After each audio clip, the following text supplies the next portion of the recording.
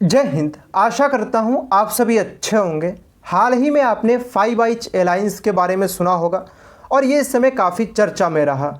हम लोग इस वीडियो में फाइव आइज अलायंस के बारे में जानेंगे कि इसमें कौन कौन से देश शामिल हैं, ये अलायंस कब बनता है, इसके साथ साथ ये अलायंस कैसे कार्य करता है। लेकिन उससे पहले अगर आप इस प्रश्न का उत्तर हमें कमेंट बॉक्स में देते हैं तो पर्सनली मुझे काफ़ी अच्छा लगेगा।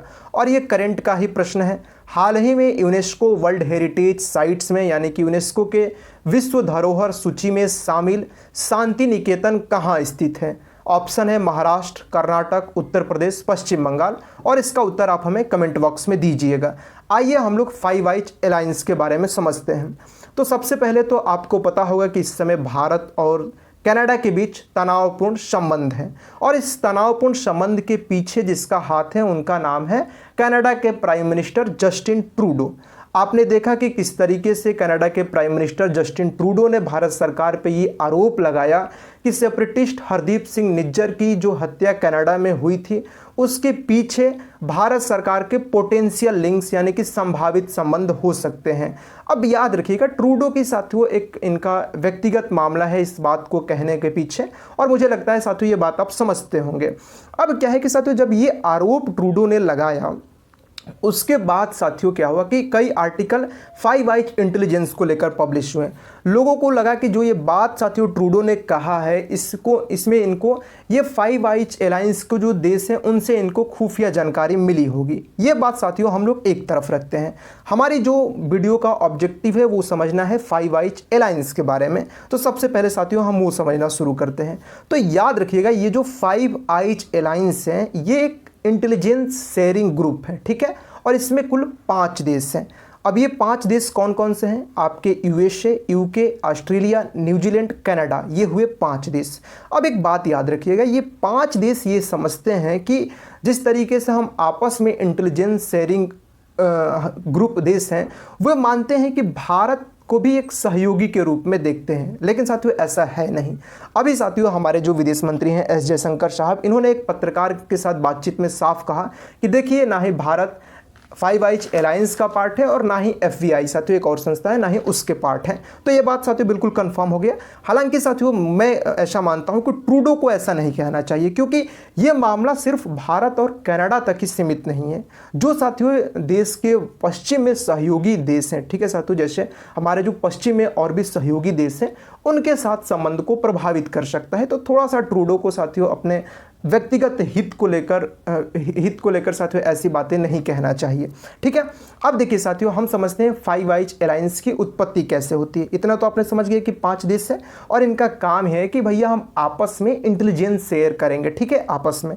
अब साथियों इनकी जो उत्पत्ति है, ओरिजिन है, वो माना जाता है कि सेकेंड वर्ल्ड वॉर के समय। अब द्वितीय विश्व युद्ध साथियों 1939 से 1945 के बीच, अब द्वितीय विश्व युद्ध के समय साथियों इसकी उत्पत्ति होती है जब साथियों ब्रिटेन और यूएसए ने जर्मनी और जापान, ठीक है साथियों, आपको पता है कि जर्मनी, जापान, इटली एक तरफ, बाकी साथियों इधर यूके, यूएसएसआर, फ्रांस, कुछ हद तक आप चाइना को भी समझ सकते हैं मित्र राष्ट्र में, ठीक है।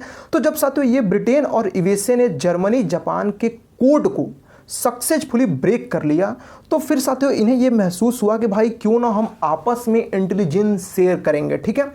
अब साथियों क्या है कि यूके के एक कंप्यूटर साइंटिस्ट हुए एलन ट्यूरिंग, ये वाशिंगटन डीसी की यात्रा करते हैं उस समय, ठीक है, शायद 42 में ही यात्रा किए होंगे। अब बात करें तो साथियों जब इनकी यात्राएं होती हैं, ये अधिकारियों से मिलते हैं, फिर इन दोनों देशों के बीच कई यात्राएं होती हैं और इन्हीं यात्राओं के फलस्वरूप साथियों ये समझा जाता है कि 1943 में एक एग्रीमेंट होता है, ब्रूशा एग्रीमेंट जिसे कहा जाता है, ठीक है। उस एग्रीमेंट को क्या कहा जाता है? ब्रूशा एग्रीमेंट, याद रखिएगा, उस एग्रीमेंट को ब्रूशा एग्रीमेंट कहा जाता है। और ये जो ब्रूशा एग्रीमेंट था ये आपके अमेरिका के जो state army navy communication intelligence board और इसके साथ साथ यूके के जो लंदन के सिग्नल इंटेलिजेंस बोर्ड है उन दोनों के बीच 1943 में ये ब्रूशा एग्रीमेंट हो जाते हैं। बेसिकली साथियों इनका काम यही था कि हम दोनों देश साथियों मिलकर यानी कि इंटेलिजेंस शेयर करें आपस में, ठीक है।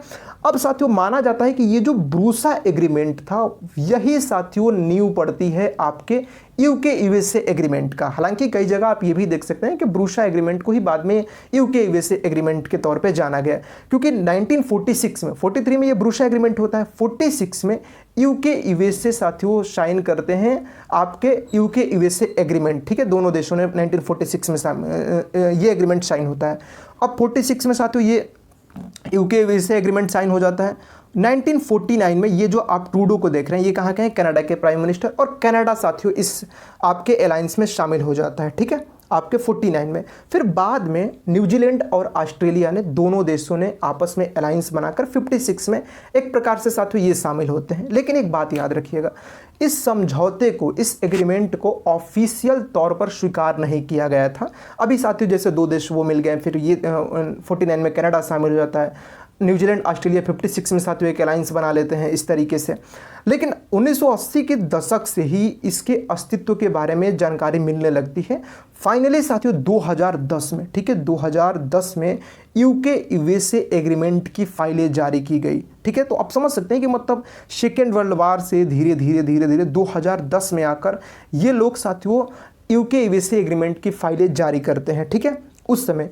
अब क्या है कि साथियों एक बात देखेंगे, ये जो 5 देश हैं, इन देशों के बीच जो घनिष्ठता आप देखते हैं, जैसे साथियों चाइना का उत्थान होता है, राइज करता जाता है, तो इस उत्थान को बैलेंस करने के लिए, संतुलित करने के लिए इन दोनों देशों के बीच साथियों घनिष्ठता और पैदा होती है।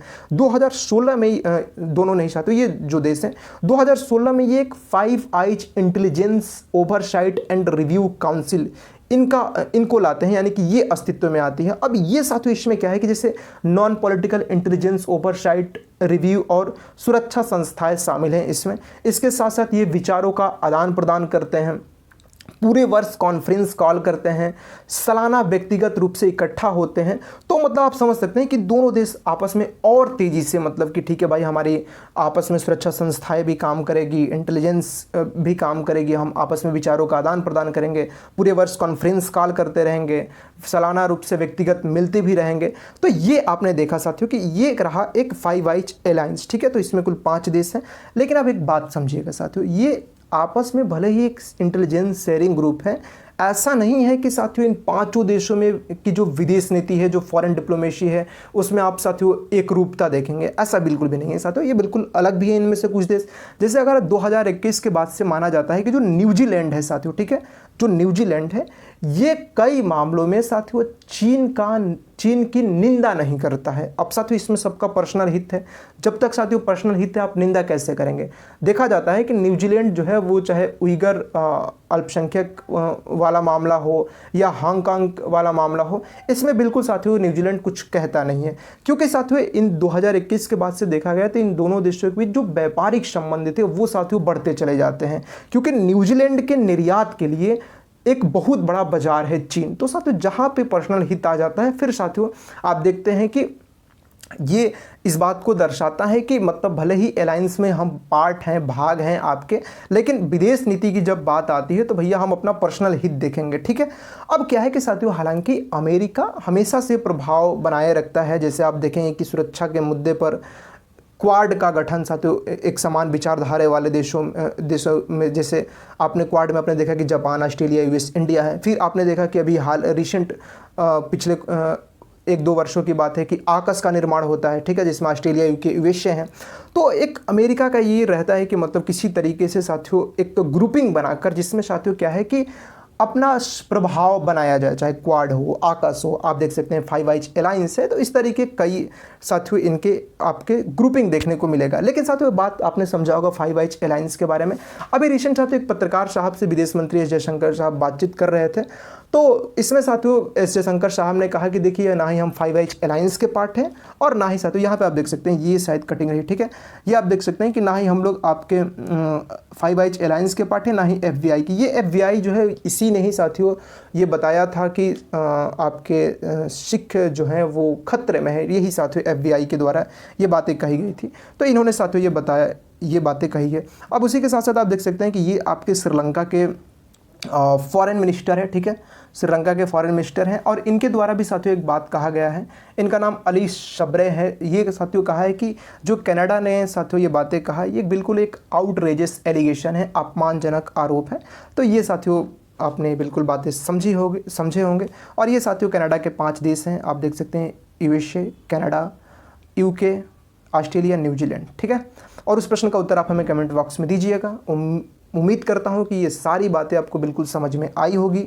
मिलेंगे साथियों नेक्स्ट वीडियो में। चैनल पर नए होंगे तो सब्सक्राइब कर लीजिएगा। आप सभी हमें इतना प्यार देते हैं, इसके लिए दिल से धन्यवाद। जय हिंद।